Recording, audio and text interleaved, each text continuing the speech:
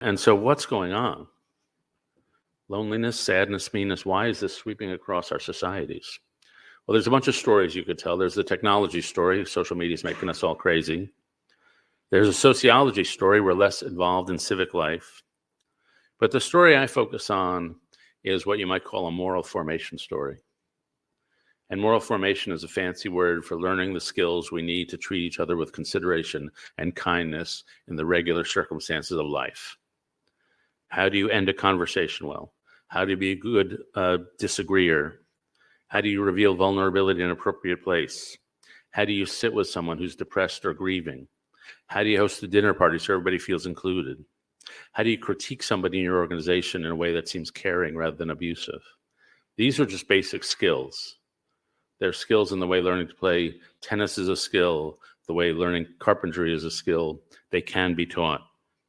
And Susan and I were talking about how at Rotman they are being taught. And so I would ask you, how good are you at these skills? And there's one skill that supersedes all the other skills, the other social skills. And that's the ability to see others deeply and make them feel seen, heard, respected, and understood. How can you give that other people a sense that you basically get them? So how good are you? Well, I don't spend that much time in Toronto, and I don't know many of you, but I can tell you with great confidence, you're not as good as you think you are. There's a guy at the University of Texas who studies this. When we sit down and have a conversation with somebody for the first time, we accurately understand what's going on in their mind about 20% of the time. Some people are really good. They can understand people 55% of the time. And some people understand each other 0% of the time, but think they're 100. They're social idiots. And this guy's research, one of the funny statistics, I'm not sure I quite understand it, is that husband and wives who've been married longer understand each other less well. And the theory is when they first fell in love, they formed a model in their head about who this other person was. And then over the years, that other person changed and they didn't update their models. So as in any group of people, I argue in this book, there are diminishers and there are illuminators. The diminishers are not curious about you. They never ask you questions. Sometimes I'll leave a party and think that whole time nobody asked me a question. And I've come to generalize that only about 30 or 40% of humanity are question askers. The rest of people are pretty decent people. They're just not curious about you. And these diminishers, they can't get inside the world from another person's point of view.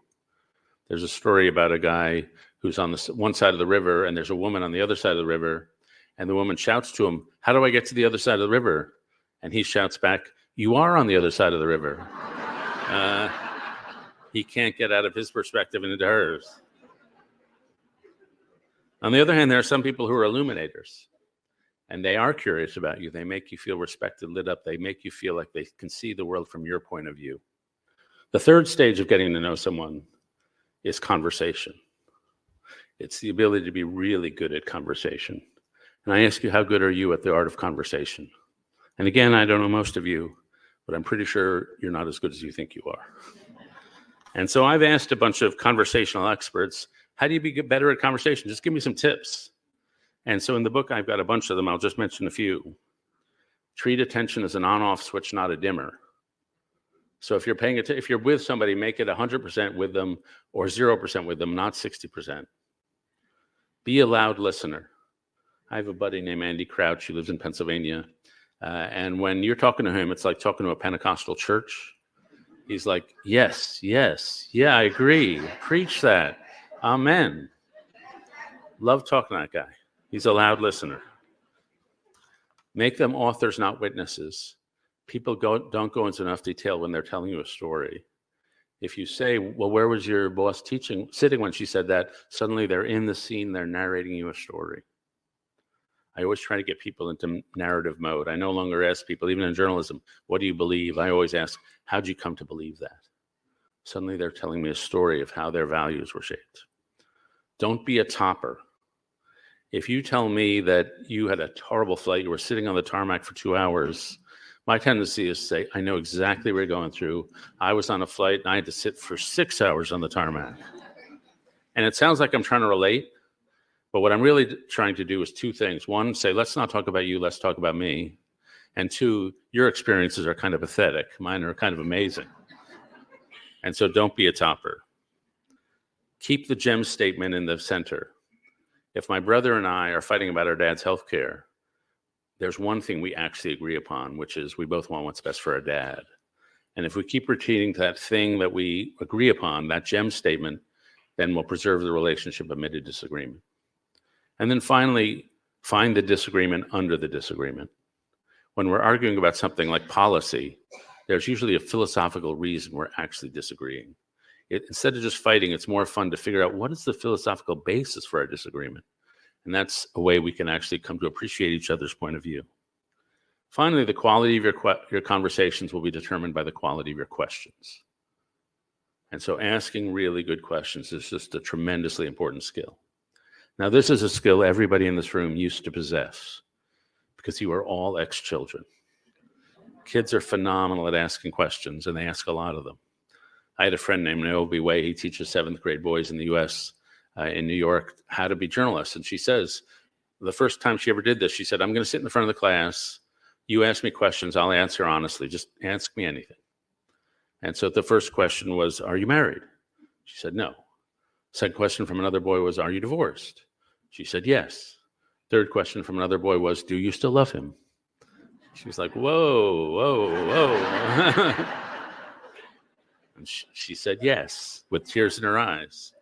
Fourth question, does he know? Fifth question, do your kids know? They just kept going at it and at it and at it.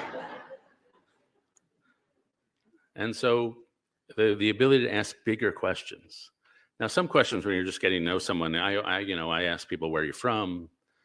Sometimes as you're getting to know someone, I had fun with a group. I asked, tell me your favorite unimportant thing about you.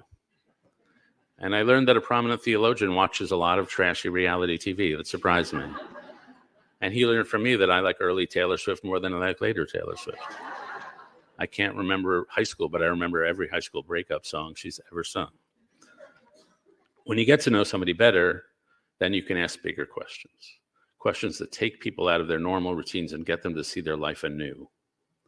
And that's questions like, if this 5 years is a chapter in your life, what's the chapter about? If we met a year from now, what would we be celebrating? What would you do if you weren't afraid? I had a friend who was being interviewed for a job, and he turned around to the interviewer and said, what would you do if you weren't afraid? And she started crying because she wouldn't be doing HR at that company. And I asked my Yale students, what would you do if you weren't afraid? And every year I get 2 or 3 say, I wouldn't be at Yale. It's not the right school for me, but I need the prestige. So what role does fear play in your life?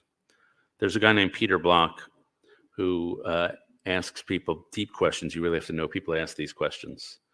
What's the refusal you keep postponing? What do you need to say no to? What commitment have you made you no longer believe in? What gift do you currently hold in exile? What talent do you have that you're not using? These are really ways to get to know somebody.